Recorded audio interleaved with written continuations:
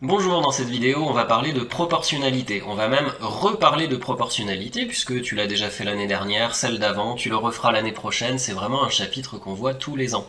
Il faut vraiment comprendre ce que c'est que la proportionnalité. Pour te donner un exemple, c'est quand deux choses, on va dire, évoluent en même temps. Par exemple, si tu prends le prix d'objets que tu es en train d'acheter, si tu achètes deux fois plus d'objets et que tu payes deux fois plus cher, on dira que le nombre d'objets et le prix de ces objets sont des grandeurs, des quantités qui sont proportionnelles. Proportionnel, en gros, c'est quand ça évolue de la même façon.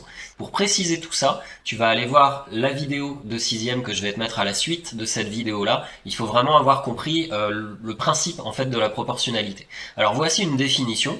La définition que moi je te donne, c'est que deux grandeurs sont proportionnelles, donc par exemple le nombre d'objets et le prix des objets. Deux grandeurs sont proportionnelles lorsqu'on passe de l'une à l'autre en multipliant ou en divisant toujours par le même nombre, qu'on appellera le coefficient de proportionnalité. Cette définition, je la trouve compliquée, on va plutôt voir ça sur des exemples. Premier exemple, j'achète des oranges. On a par exemple ici 2 kg d'oranges qui coûtent 9 euros. D'accord? On a fait une ligne pour les kilogrammes, c'est la masse des oranges, et on a fait une ligne pour les euros, c'est donc le prix des oranges. Et puis j'aimerais bien trouver par combien je multiplie pour passer de la masse au prix. Donc je cherche en fait, on a fait 2 fois combien pour arriver à 9. Ça c'est la définition même en fait des fractions. Pour passer de 2 à 9, en multipliant, on fait fois 9 demi. Tu te rappelles, quand on fait fois 2 et divisé par 2, ça s'élimine, on a bien 9 égale 9. Tout ça pour dire que pour trouver ici ce coefficient, qui permet de passer de la première à la deuxième ligne, on fait la deuxième ligne divisée par la première. Et 9 divisé par 2, on trouve 4,5. Ça signifie que pour passer de 2 à 9, ici, je peux rajouter que j'ai multiplié par 4,5. La définition que je viens de donner de la proportionnalité, c'est qu'on dira que deux grandeurs, elles sont proportionnelles, si on va faire toujours fois 4,5. Donc essayons maintenant de trouver ici, si on fait fois 4,5 également. On va faire la même chose, on va faire la deuxième ligne, 13,5, divisé par la première ligne, 3. Et ça, à la calculatrice ou de tête, ça donne également 4,5. Et enfin, on fait ça pour la dernière colonne. Comment je passe de 4 à 18 ?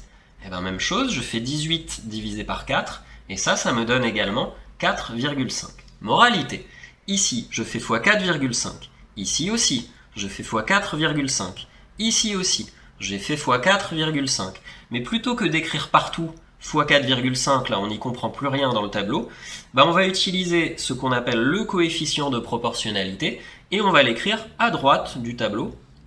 Tu as sûrement l'habitude comme ça d'écrire sur une flèche ce qu'on appelle le coefficient de proportionnalité, et ça signifie que quel que soit le nombre qu'on prend dans la première ligne, on fait fois 4,5 pour aller à la deuxième ligne qui lui correspond. Et bien ceci là, le 4,5, ça s'appelle le coefficient de proportionnalité. Et j'insiste, c'est bien parce qu'on a trouvé dans toutes les colonnes le même résultat, le même quotient pour toutes les divisions, qu'on est sûr qu'on multiplie toujours par la même chose. On est sûr que c'est de la proportionnalité. On dira donc que la masse d'orange et le prix des oranges sont des grandeurs proportionnelles. Deuxième exemple, voyons si l'âge et la taille de quelqu'un sont des grandeurs proportionnelles. Attention, la taille, elle est donnée ici en centimètres. Donc évidemment, il ne fait pas 100 mètres de haut à 5 ans, il fait 1 mètre en fait. Utilise le tableau de conversion des unités de longueur si tu as du mal. Par exemple, 130 cm, c'est pareil que 1 mètre 30. 177 cm, c'est 1 mètre 77. D'accord ? On va voir maintenant si la taille et l'âge sont des grandeurs proportionnelles. Même chose que dans l'exercice précédent, on fait toujours la deuxième ligne divisée par la première ligne. 100 divisé par 5, c'est facile à faire, ça fait 20. Ça signifie que pour aller de 5 à 100, on a fait fois 20. N'oublions pas, pour savoir s'il y a de la proportionnalité, il faut maintenant que ce soit fois 20 partout, tout simplement. On fait pareil avec la deuxième colonne, 130 divisé par 10, on peut barrer les zéros, tu te souviens? Et 130 divisé par 10, ça fait 13. Ah, problème, puisqu'il faut trouver 20 partout. Pourquoi on va s'arrêter là et c'est même pas la peine de faire la division de la troisième colonne? Parce que si on ne trouve pas pareil partout dès la deuxième colonne, on ne trouvera pas pareil partout avec les autres colonnes qui manquent. Donc on s'arrête là et on dit que ce ne sont pas des grandeurs proportionnelles. La taille de quelqu'un et son âge ne sont pas des grandeurs proportionnelles.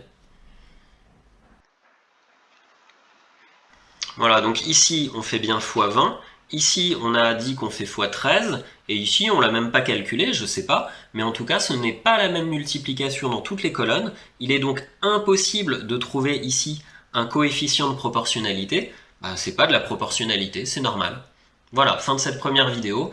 Surtout va voir la vidéo de 6ème qui explique vraiment le principe de la proportionnalité, hein, si jamais tu as eu du mal avec cette vidéo. Bon courage!